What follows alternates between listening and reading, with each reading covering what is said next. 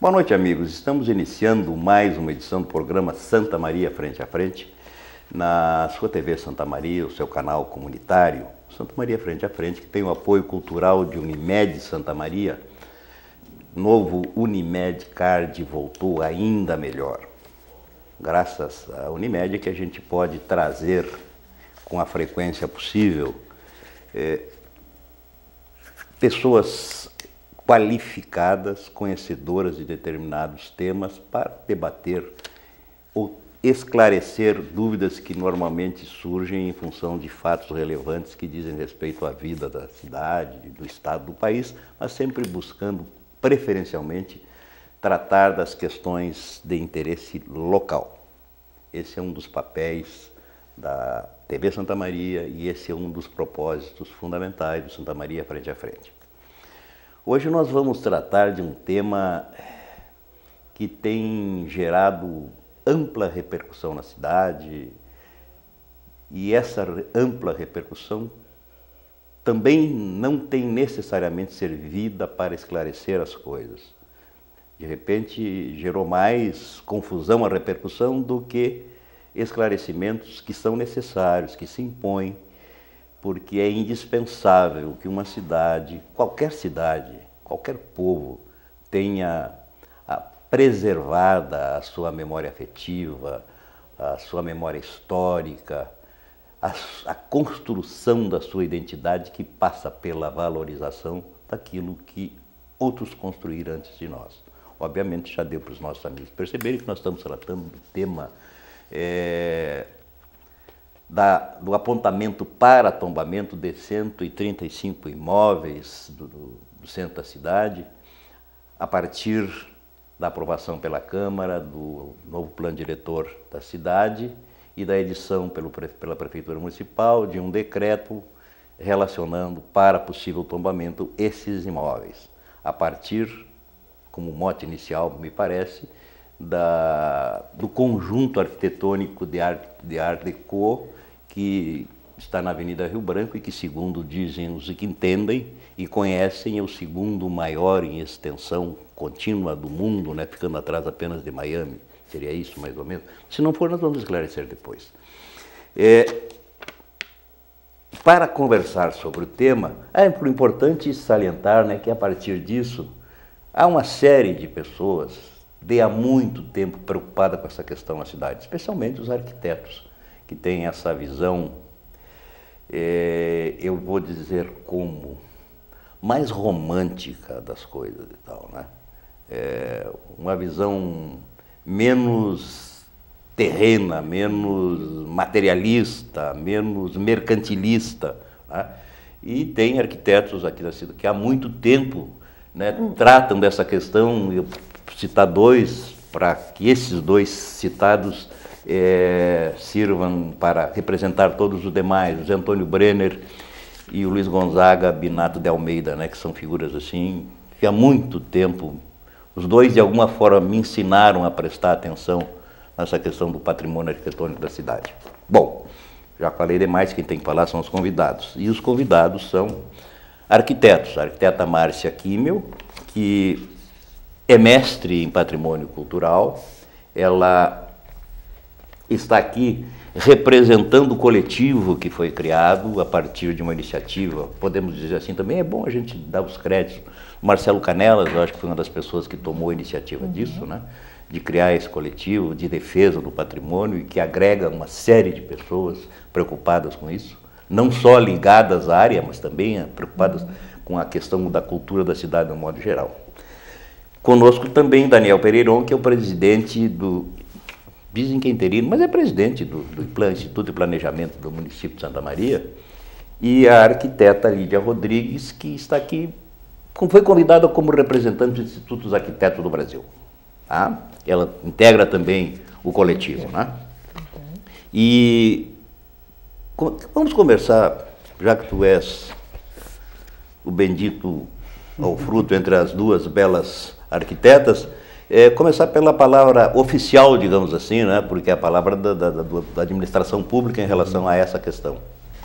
Obrigado pelo convite, pela oportunidade. Eu acho que esse momento se faz necessário acho que mais esclarecer alguns procedimentos e algumas medidas. Eu acho que, começando pela própria aprovação do plano diretor, que foi o que motivou mais esse processo do tombamento das 135 casas,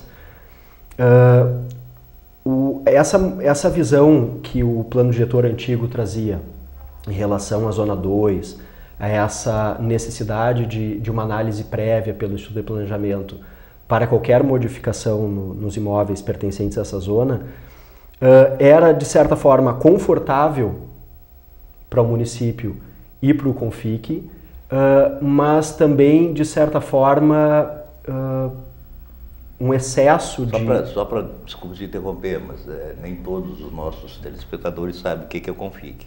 Né? É o Conselho Municipal do Patrimônio Histórico Construído, que é o conselho, órgão deliberativo, consultivo, né? que faz, né, que dá o encaminhamento dos processos de tombamento, as análises, toda a demanda que nós recebemos de prédios, até então na Zona 2, ou prédios que poderiam ser considerados de interesse histórico-cultural, são encaminhados para o CONFIC fazer essa avaliação. Então, a lei vigente de 2009, aliás, inicialmente o plano diretor 2005, depois revisto Código de Obras e Lei de Usurpação do Solo em 2009, até então, até a sanção desse novo, qualquer reforma, qualquer modificação em um prédio dentro da Zona 2 passava pela análise do IPLAN.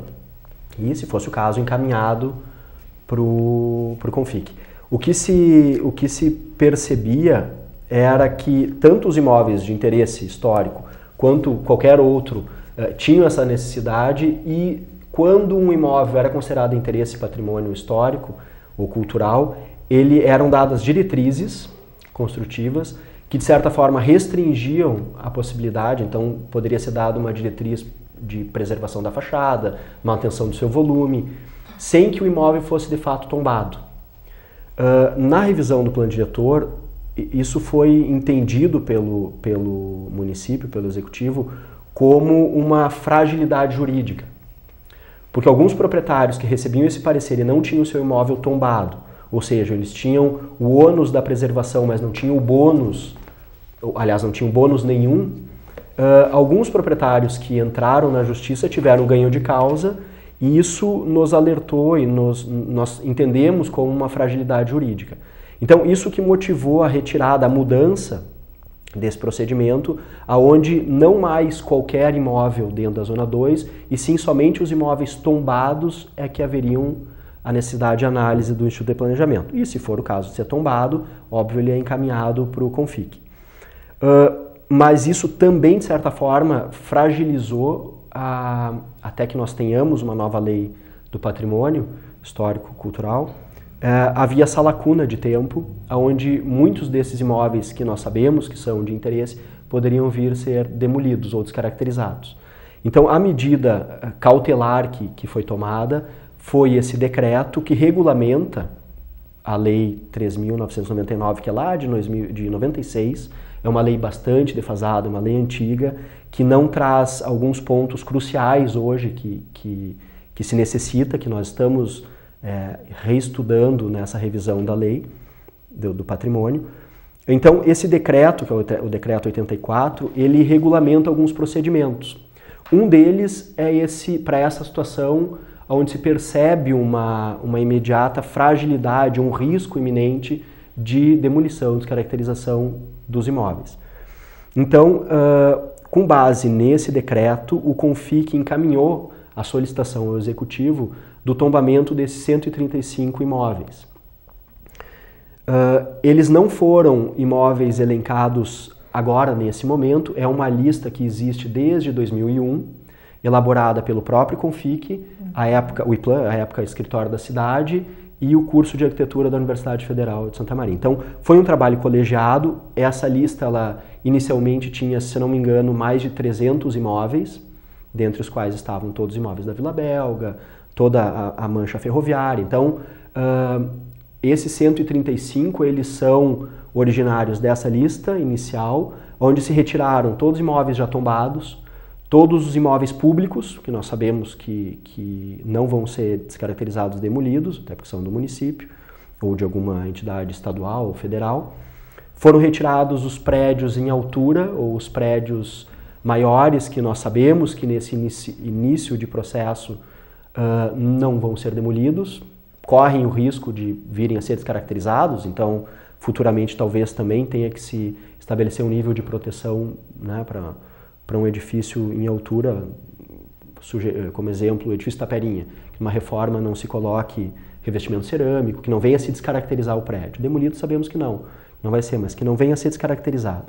Então, nesse primeiro momento, se retiraram esses imóveis que foram entendidos que não estavam sob ameaça e se permaneceram os que estão até 3, 4 pavimentos, que devido à formação de conjunto ou à posição de terreno, poderiam ter um valor mercadológico mais elevado, então esses se decidiu proteger. E se chegou nessa listagem dos 135. É possível que entre esses imóveis tenha algum que inclusive já tenha sido descaracterizado? Sim, isso a gente já está percebendo quanto nesses primeiros 15 dias após a publicação do edital foi aberto o prazo para manifestar. Foi o primeiro prazo, depois haverá outro, que eu posso explicar. Isso é bom explicar porque as pessoas não se encerraram no 15 dias para uma primeira manifestação. Né? O edital ele tinha mais o sentido de fazer um alerta a esses proprietários, a comunidade em geral, de que o município tem o interesse da preservação desses imóveis, mas principalmente para aqueles proprietários que não forem localizados ou que, de certa forma, não residem mais no município ou estão com seu cadastro junto à prefeitura desatualizado, porque todo o contato com esses proprietários, a partir de agora, será feito individualmente, né? Cada um vai receber a notificação, mas através do cadastro que eles têm junto ao município. Se estiver desatualizado, ou se porventura um dos bens mudou de titularidade, não foi informado, o proprietário pode vir a não receber essa notificação pessoal. Então, para isso vale o edital público. Mas a gente entende mais como um sinal de alerta inicial, né? Olha, esse prédio vai ser objeto de um processo, ele vai ser analisado, vai ser estudado, e para isso o CONFIC vai ter o prazo de 1 ano, estendível por mais 6 meses, para montar esse documento, esse processo administrativo que a gente chama, que é o processo de tombamento. Nesses primeiros 15 dias que se encerraram, no dia de ontem, nós recebemos em torno de 25 pedidos de impugnação, né? Muitos deles afirmando que o seu imóvel já estava descaracterizado, porque então de 2001 até agora realmente alguns sofreram mais intervenções e por bem o CONFIC pode entender que esse imóvel não tenha mais suas características originais preservadas a ponto de justificar a manutenção. Né? Então isso nós já estamos percebendo como uma constante. Porque há que se diga que esses 135 imóveis eles não foram ainda estudados. Eles são fruto dessa lista de 300 e tantos imóveis.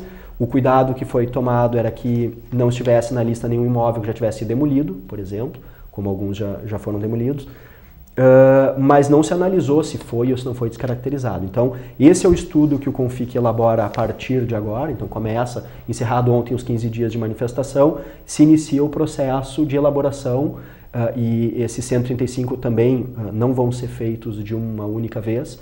O CONFIC não teria pernas para tanto, então hoje o CONFIC conta acho que com aproximadamente 11 membros e são membros voluntários, né, que se reúnem para fazer esse trabalho. Então não se espera que eles trabalhem em tempo integral dentro dessa demanda. E foi uma solicitação do prefeito Jorge Pelosobon que o IPLAN oferecesse, enfim, a prefeitura oferecesse o máximo de apoio possível ao CONFIC, justamente para ajudar a operacionalizar esse processo. Então, até pela proximidade diária, o IPLAN é quem está mais, né, próximo e está, então, proporcionando esse primeiro respaldo, esse primeiro apoio. E iniciamos, então, ontem os trabalhos em conjunto, em busca de material, pesquisa, e conforme o CONFIC for recebendo, aliás, conforme ele for demandando essas notificações pessoais, eles vão elaborando esses trabalhos de levantamento. O que num primeiro momento a gente tem essa margem, né? Prospecta esse tempo de um ano e alguma coisa. Muito bem. Márcia, a gente percebeu, assim, até porque houve convocação, página inteira no jornal das entidades empresariais da cidade, sugerindo, não tinha nada escrito em relação a isso, obviamente, mas sugerindo para o cidadão mais atento que poderia haver uma reação em cadeia, digamos assim, dessas entidades, no sentido de se contrapor a essa possibilidade. Percebeste alguma coisa nesse sentido? Ou é uma impressão minha apenas e de outras pessoas com as quais eu conversei? Eu acredito que não tenha percebido exatamente algo direcionado nesse ponto, né?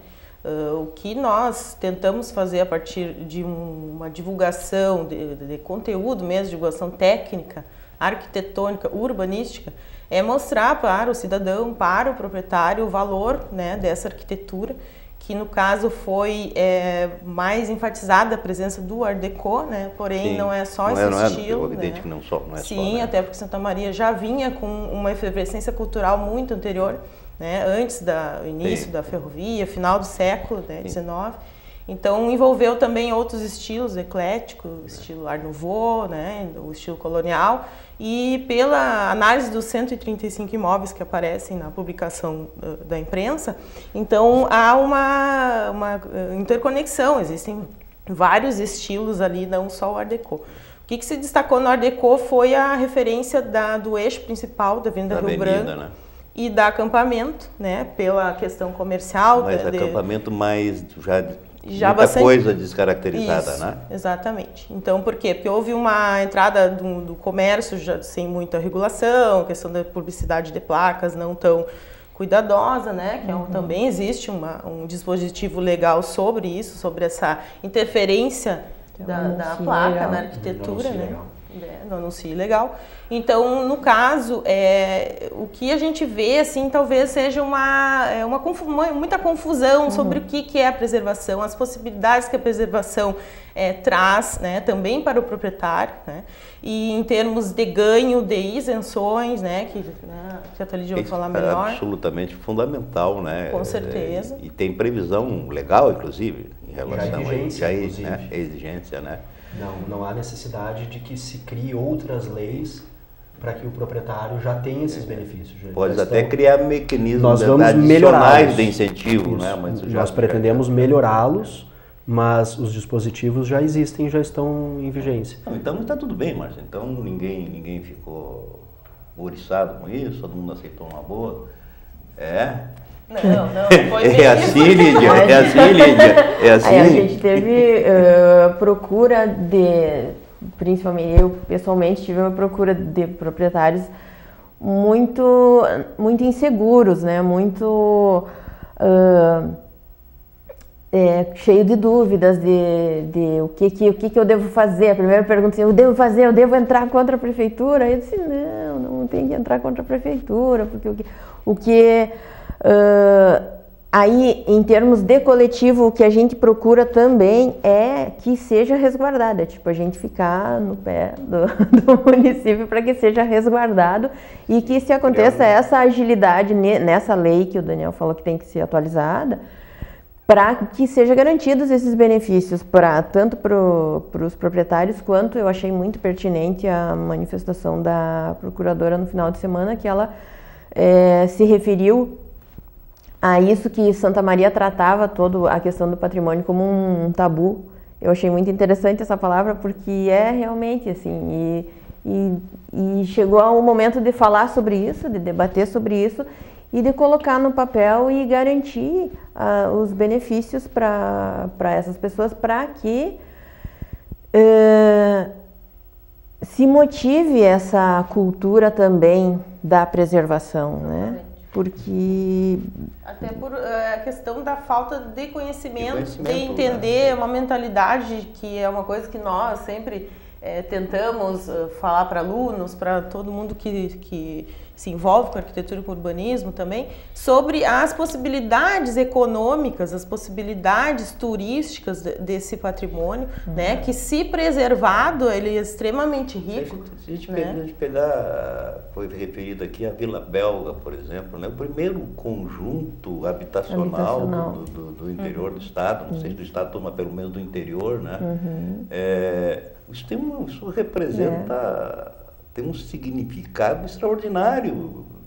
Quer dizer, é preciso que nós, a comunidade, se dê conta dessas questões. Né? Quer dizer, por isso que eu falei, formação de identidade. Exatamente. A gente precisa criar, né, autoestima, melhorar a nossa relação com a cidade. E essa é uma maneira de a gente fazer a partir da questão da preservação. Né? E um fato que a gente tem tocado bastante, o ponto é que o fato do imóvel estar tombado não significa um engessamento do imóvel. O tombamento, ele visa um nível de proteção. Eu acredito que a maior parte desses imóveis vai estar restrito à fachada e talvez fachada e volume, né? Que a gente fala o volume é o contorno da edificação, as proporções.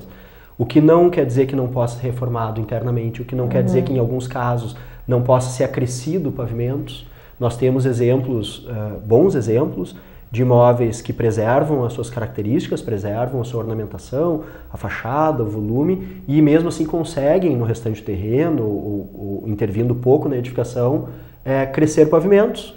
Nós temos um exemplo aqui no centro da cidade, no calçadão, a Praia da Caixa Econômica Federal. Né? É um bom exemplo. Sim, um bom exemplo. O antigo Hotel Glória, lá na esquina Então tem, né? Tem da questão da fachada, onde funciona o Sicredi, né? Também. Bom exemplo. Então nós temos uma série de exemplos, né? E eu gostaria que, eu não sei como é que nós estamos em relação à questão do tempo, ainda temos 5 minutos, tá, para a gente avançar nisso. A questão da chamada outorga onerosa do direito de construir. Esse é um dos benefícios, que já estão, já constam na lei existente hoje, na lei 3.999, mas ele é a transferência do potencial construtivo.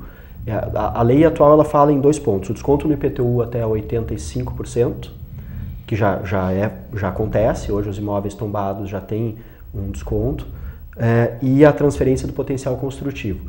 Essa transferência, embora já válida e constante na lei, ela nunca foi implementada. Nunca houve talvez uma demanda de algum proprietário ou alguma negociação diária que fosse estimulada. Os parâmetros estão na lei. O que eu vou explicar para que quem não é da área entenda o que é a transferência do potencial. Supondo que um casarão de 2 pavimentos, localizados na zona central, tenha tombado a sua fachada e seu volume e ele não possa edificar mais nenhum pavimento. E dentro dessa zona, pelo zoneamento do plano diretor, ele pudesse construir em torno de 10 pavimentos. Esses 8 pavimentos que ele não vai edificar, ele pode vender esses metros quadrados para um incorporador, para uma construtora, edificar em outra área do município. E no plano diretor de 2009, já existia essa previsão para esses metros quadrados a mais, que a gente chama o índice agregar.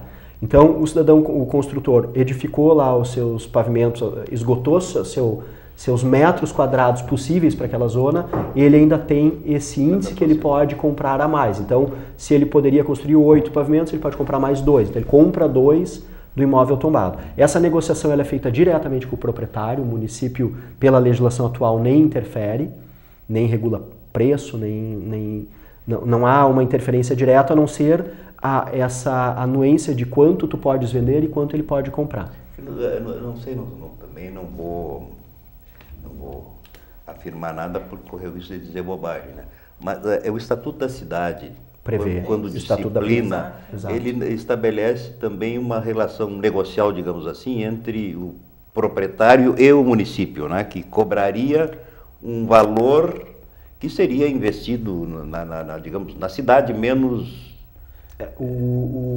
Tem uma regra própria. Na verdade, tem cidades que não interferem. Mas isso é uma regra geral, né? Isso é uma regra geral que, digamos, na situação particular de Santa Maria, não tem essa previsão, né? Seria a negociação proprietário e incorporador, né? Hoje consta direto. O que nós estamos trabalhando uma minuta, já está bem avançada, que é justamente no sentido de melhorar essa negociação da transferência potencial construtivo, é que esse índice seja renovado, ou a possibilidade de venda dessa área, a cada X anos.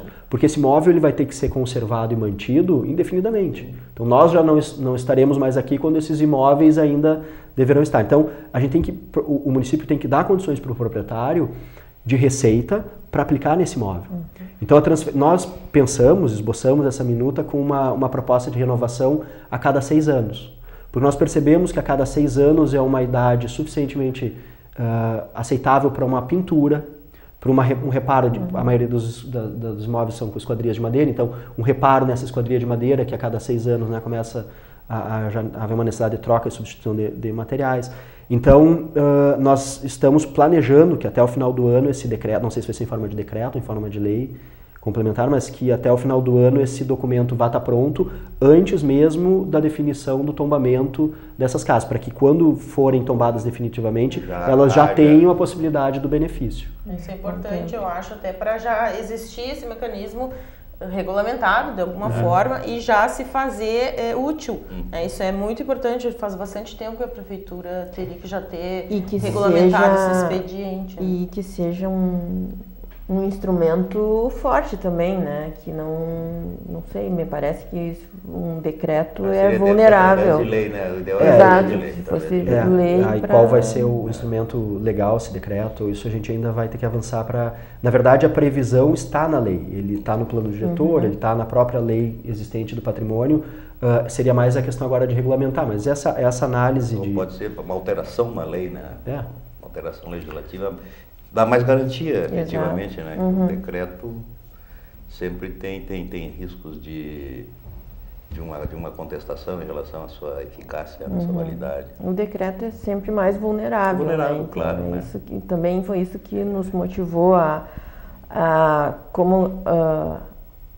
até foram palavras do Canelas, isso que a gente fazer um colchão em torno do CONFIC, que o CONFIC ia ter, em virtude do instrumento utilizado ser decreto e ser mais vulnerável, que o CONFIC ia levar mais questionamentos, né? Não, então, sem nenhuma dúvida, né? Exato. Então, que se a gente, em forma de sociedade organizada, demonstrasse esse apoio para que não se perca isso pelo caminho, né? Eu acredito muito na relação de ganha-ganha.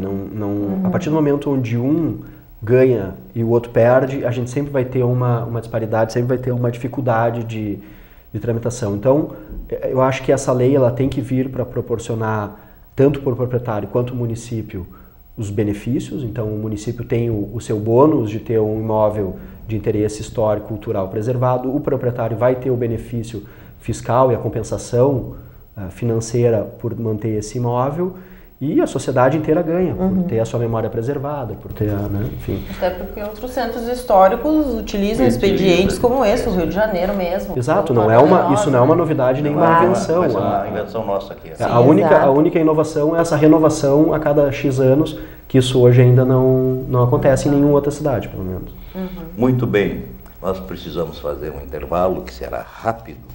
E já retornamos para o segundo bloco do Santa Maria Frente a Frente desta edição.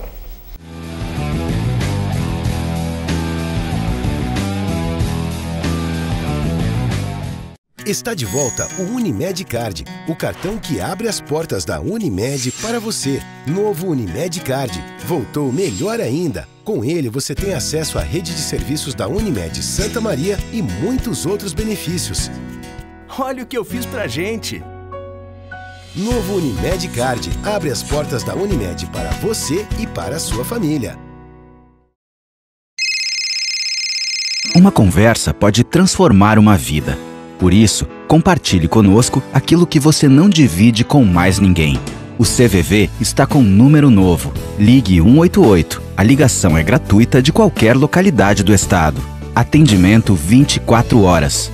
Disque 188 e converse com um de nossos voluntários. CVV, Centro de Valorização da Vida. A linha que faz você seguir em frente.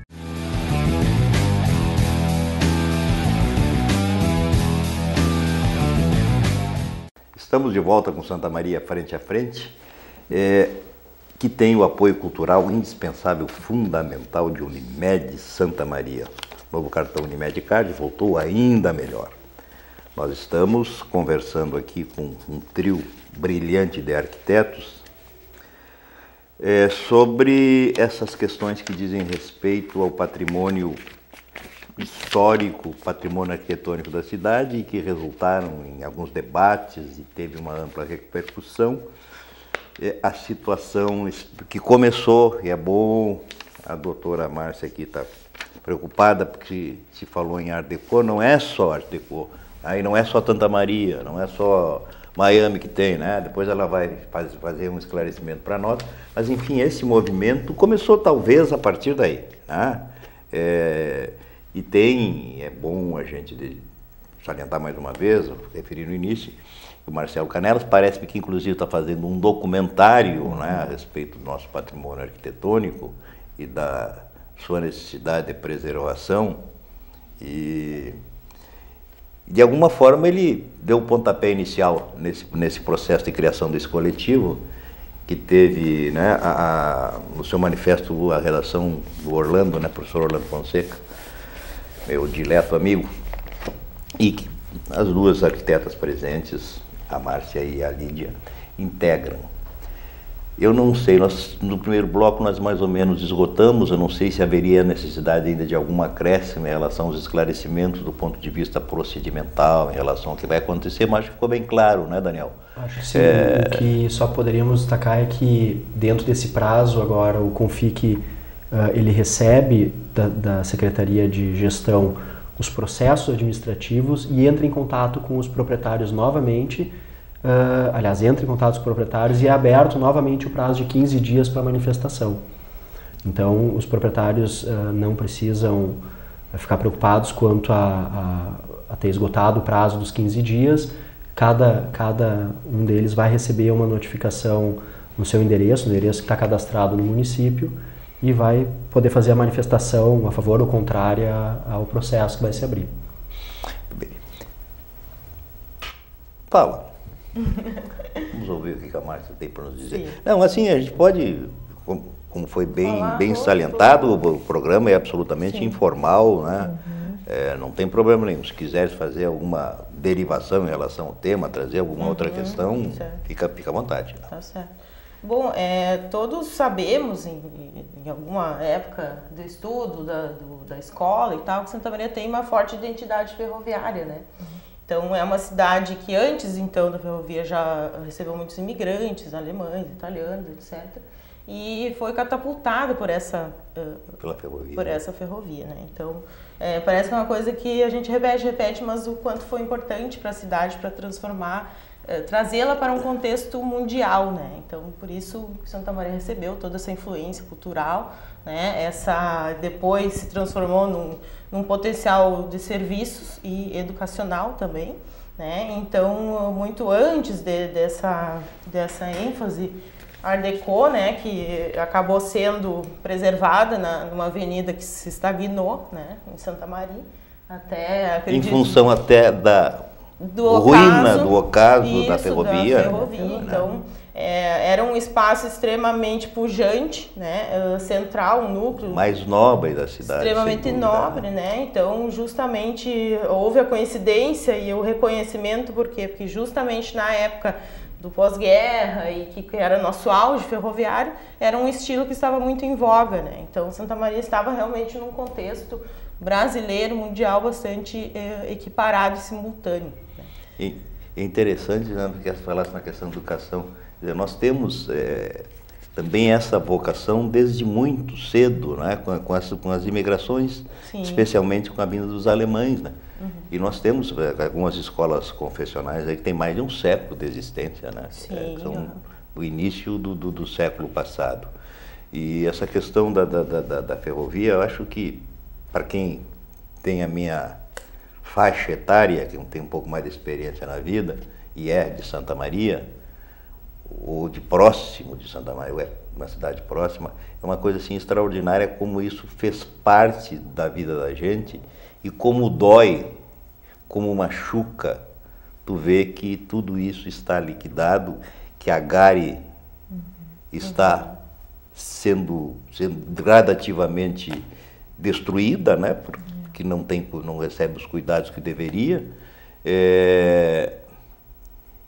E não vou nem falar na questão econômica, digamos, da importância que tem a ferrovia em todos os lugares desenvolvidos do mundo, né? Quer dizer, como meio de transporte coletivo. Mas assim, só essa questão da nossa memória afetiva, né? Quer dizer, se a gente não fica falando nisso, eu faço parte de um grupo de escritores que tem lá muitos livros coletivos, inclusive, que nós publicamos, tem vários que têm uma referência expressa, né?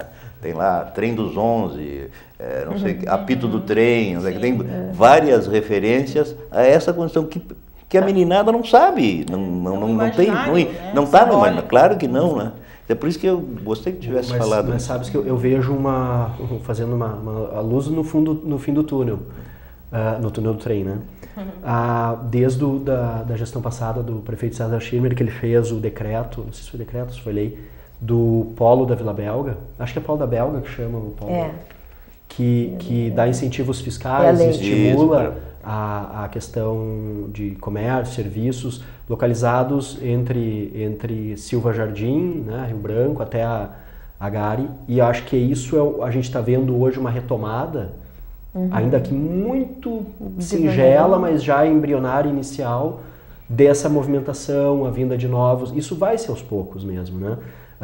A vinda de novos comércios, recentemente fiquei sabendo, bom, o próprio mercado público, né, que se instala lá, que foi comprado de forma, num leilão, a edificação do lado, o antigo clube ali, então vai ser revitalizado com um espaço também dinâmico e com uma vocação comercial. Então a gente começa a perceber que aos poucos está tendo uma valorização do que antes havia sido relegado por muito tempo. Se essa valorização não vem pela ferrovia, pela valorização da ferrovia como modal de transporte, ela vem pela memória, pela apropriação do espaço. Pela temática, né? Nós temos um projeto em desenvolvimento no IPLAN, que é a revitalização do centro histórico, que começa na verdade não o centro histórico, mas começa no Parque Itaimbé, a integração do Parque Itaimbé com a Gari e com a Vila Belga, depois a acessibilidade, o projeto de acessibilidade ligando o Parque Itaimbé com a Praça Central e depois calçadão, segunda, terceira quadra e toda Rio Branco. Então há essa intenção de revitalização, né, do centro. Em relação ainda à ferrovia, né, e a sua importância, a importância da falecida cooperativa dos empregados da aviação férrea do Rio Grande do Sul, eu acho que ainda existe talvez alguma coisa, né? Esse imóvel que o... sim, ali era, esse que ele referiu por último, era o clube, a associação, né, que era dos... E onde está o mercado público, tem pub agora, aquela coisa toda, aquilo ali fazia parte do conjunto do comércio, né, porque a cooperativa, eles foram precursores dos supermercados, porque tinham tudo, eles vendiam tudo que tu imaginasse, tudo que uma família precisasse, especialmente a família ferroviária, que era para quem era destinada, né? Para os sócios, tudo, tu compravas tudo, né? Literalmente, tudo que tu precisasse, tu encontravas lá. E assim, do ponto de vista arquitetônico, o Manuel Ribas, né? O Hugo Taylor, né? Antiga Escola Artes e Ofícios, né? Quer dizer, prédios maravilhosos, né? Também foram construídos pelos ferroviários, pela cooperativa, né? A própria Casa de Saúde. Casa de Saúde, né? Exatamente. Então tem uma tradição de manufatura, de aprendizado, de ofício em Santa Maria, o que embasou também algumas vocações da cidade. Por exemplo, Santa Maria tem muitas indústrias de móveis, serralherias, né? Então houve um aceite dessa influência moderna, né, dos estilos, porque existia quem fizesse. Né? Então, o Art Deco entrou mais pela questão da industrialização, da imagem de máquina que o trem trazia, né? Então foi por isso que ele entrou muito na Rio Branco logo na época do seu apogeu econômico e efervescência cultural também. Então é um conjunto extremamente homogêneo, espalhado pela cidade. A gente, né, sabe que existe uma continuidade muito importante ali na avenida, mas também tem pontos espalhados na cidade.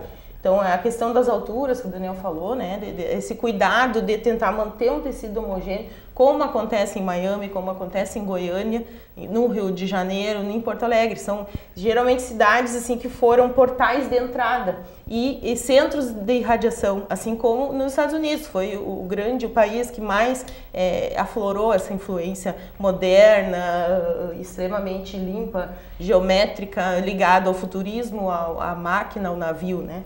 Então, o avião, etc., né? Porque era o que era moderno na época. Então, Santa Maria queria ser moderna. Então, Santa Maria não só isso, não só fez, como também divulgou através de publicações de Edmundo Cardoso, o próprio Guia Ilustrado. Existiam empresas que se uniam para mostrar o que a cidade tinha de melhor, né? Então, era uma identidade extremamente ligada a esse futurismo, essa importância da máquina, né? E do design, né, na arquitetura. Bem-vindo, coletivo.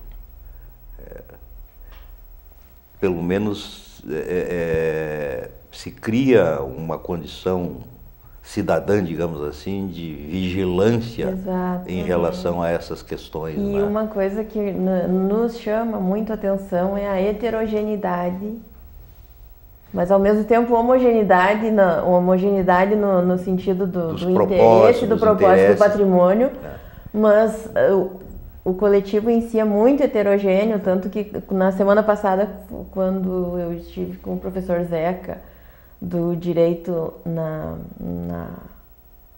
Rádio Universidade, ela nos apresentou primeiro como a gente sendo do Conselho. Os dois são do Conselho de Cultura. Mas não, nenhum é do Conselho de Cultura. Nós somos só mais um. O Instituto de Arquitetos do Brasil é só mais um, o Conselho de Cultura é só mais um, a UAC está junto também. E são pessoas representativas, mas heterogêneas, mas que têm um interesse em comum, e é isso que nos une e nos... Conselho Municipal de Cultura, que hoje é Conselho Municipal de Políticas Culturais, né? Isso mudou o nome, em função até da necessidade de adequação de se incluir num sistema estadual e num sistema nacional. E nacional, né? Se não se enquadrasse. Fui no falecido CMC, eu fui secretário, vice-presidente, presidente, fui tudo um pouco lá. Então, essas lutas são sempre complicadas, né? Às vezes a gente se sente meio cansado, porque parece que as coisas não avançam ou tem mais óbices, empecilhos do que seria lícito esperar. Mas o bom é que vem sempre gente nova, né, com o mesmo espírito aguerrido de buscar essas coisas. Eu acho assim, nós não temos... Cidade e cultura, tá. A gente pode discutir isso sob variados aspectos, né? Quer dizer, é a questão da produção cultural, de bens e valores artísticos. Qualquer área cultural que pegar em Santa Maria, tu vais encontrar uma imensa produção e de boa qualidade. Né? Tem outra porque esse epíteto é consequência da lei, lá nos anos 60, metade dos anos 60, que disse que Santa Maria era cidade de cultura, em função da questão do ensino, da educação, da criação da Universidade Federal de Santa Maria, que foi a primeira fora de uma capital criada no país, né? Mas assim, se a gente for ver o comportamento das pessoas em relação, por exemplo, à preservação dos bens públicos, dos privados, particulares também, mas dos bens públicos, que são bens de todos, né? Tu vai dizer, puxa, mas essa é a cidade de cultura? Né? Cidade que não consegue preservar, e isso me parece assim, que é um fenômeno, se aqui é bem acentuado, não é um fenômeno local, é um fenômeno... Eu vi, em Porto Alegre, que estavam tirando placas de bronze de determinados monumentos, e para a preservação, substituindo por placas de acrílico, porque uma lá já tinha sido furtada, roubada, sei lá. Isso é um negócio, né? É uma De questão de educação, né? De entender que é seu e que faz parte da tua cidade. Que é de todo mundo, que é público, é de todos. E é como tu falaste, né? a questão de autoestima também, se é Não meu, melhora, por que eu vou destruir? né? Eu fico assim, eu fico impressionado, claro, que tem características diferentes do ponto de vista da formação antropológica, cultural e tal. Mas tu vais a cidades de formação de colonização alemã, Santa Cruz do Sul, por exemplo. Né? Claro, nós não vamos comparar a arrecadação de Santa Cruz com a nossa, o tamanho de Santa Cruz com o nosso, e por óbvias consequências, as necessidades são diferentes. Mas assim, a cidade é limpa, começa por aí. Né? Se tu vais a Gramado, e a primeira vez que eu fui a Gramado, há muitos anos, eu era fumante ainda. Não tive coragem de jogar um cigarro, uma bituca de cigarro no chão. Né? Eu tive a impressão que se eu fizesse isso, o mundo todo estaria me olhando e eu estaria me sentindo um verme, né, cara? Porque a cidade é tão limpinha, tão organizada. Por que a gente não pode construir isso aqui também? Eu sou um otimista, eu acho que isso depende muito de como o indivíduo se percebe no espaço. Eu acho que a partir do momento que tu tens uma cidade que acolhe, que demonstra, onde cada um se apropria do espaço público, entende como seu, a interpretação em relação à educação pode ser diferente. Então, eu acho que pequenas ações podem, aos poucos, ir construindo, o que hoje é bem difícil. É difícil. E o ideal era, tudo bem, eu também sou otimista, acho que não é sonho pensar que possa haver um grande movimento, quase uma bola de neve, começa a atrair investimento, começa a valorizar, né, o que a gente está indo em outras cidades conhecer. Né? Então, assim, é verdade, existe um pouco de Miami aqui. E ao mesmo tempo que Miami aconteceu lá, aconteceu aqui. Então, assim, na hora que se apreende que existe um estilo importante aqui, é porque você comparou com outro lugar. Não é? Então, Santa Maria estava em consonância com o que acontecia no restante do mundo, né? Numa época do seu maior apogeu, e que tem tudo a ver com o potencial de imagem da cidade, de desenvolvimento cultural, comercial da área, né? Então, por essa possibilidade de poder intervir com bastante liberdade interna no prédio, etc., de o proprietário enxergar isso como algo extremamente positivo. Né? E se o cidadão se sente orgulhoso disso e se empodera dessa condição, começa a cuidar, começa a valorizar. Então, eu acho que agora é um trabalho formiguinha que se inicia agora para colher os frutos daqui a muitos anos, mas... o ideal é isso, que se construa a partir que venha de dentro, né, de cada santamariense, porque não sei, em algum local que eu vi negócio de porque a cidade tal foi locação para uma novela da Globo, uma novela de época, a Vila Belga podia ser também.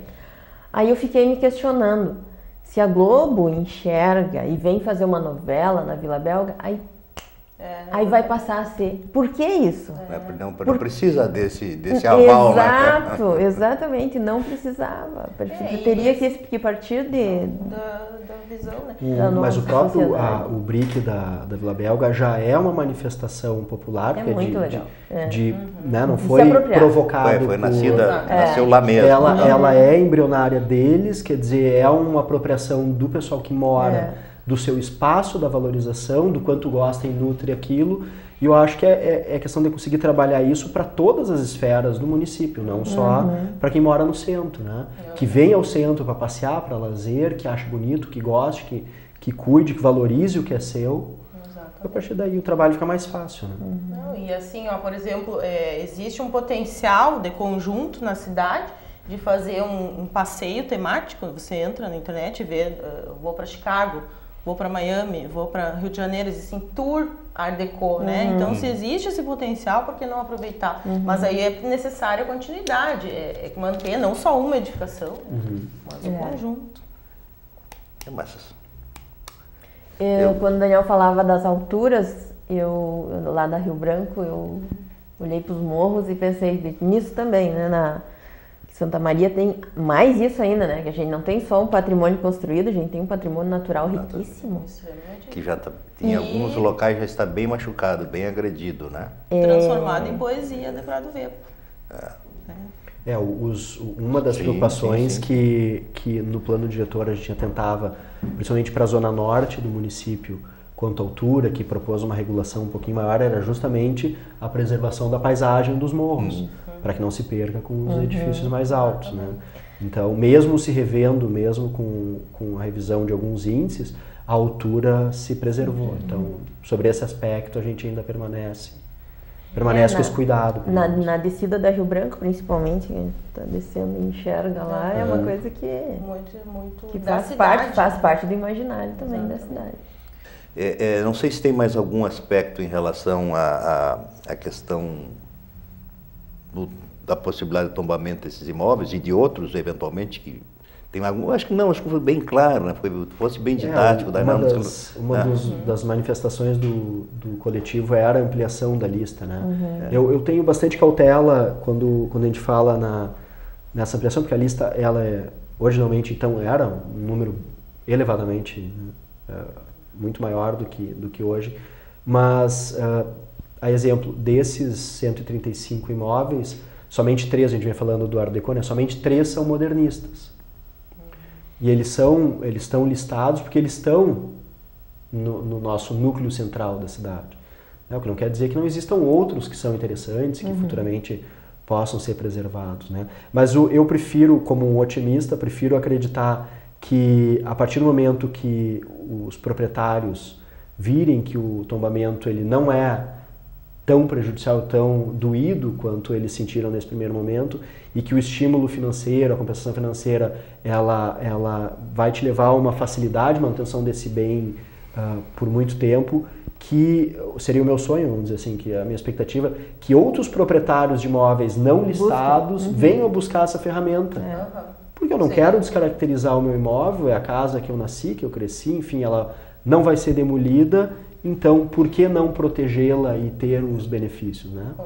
No sábado do dia 4, as filhas do Edmundo Cardoso pediram publicamente que a casa, claro, a casa do Edmundo Cardoso não está na lista por esses motivos óbvios. Do centro, não, e porque não, né?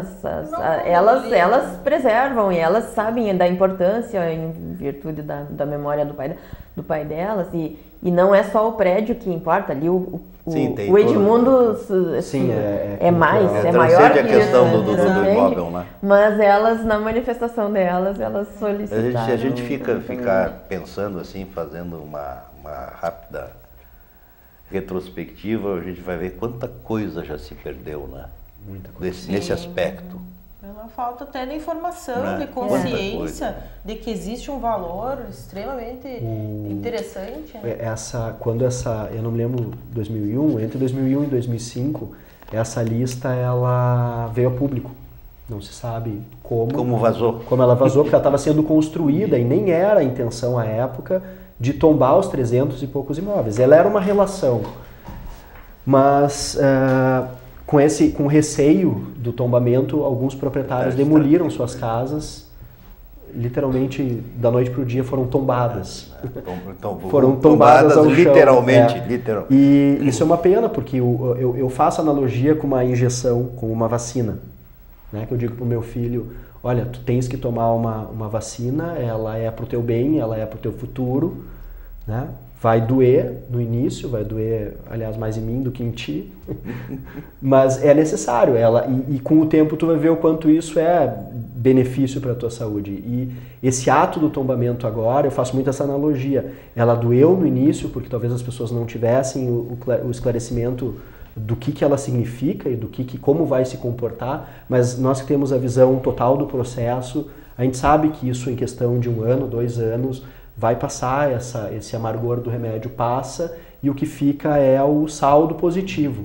Com certeza, não tenho dúvida nenhuma de que passado esse processo, os proprietários vão reinterpretar esse amargor e espero que muitos outros que não estão dentro desse rol das 135As venham a buscar essa ferramenta.